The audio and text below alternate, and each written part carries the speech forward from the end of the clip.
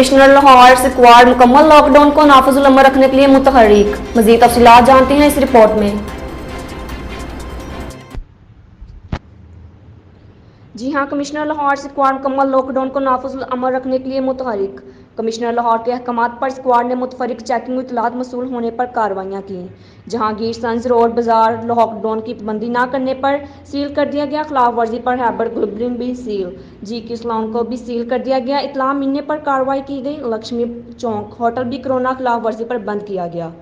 मुकम्मल लॉकडाउन की खिलाफ वर्जी पर सील जगहों को जल्द डी सील नहीं किया जाएगा। शहरी पाबंदी करें, कोई खिलाफ वर्जी किसी सूरत काबिल बर्दाश्त नहीं। Captain retired Mohammad Usman.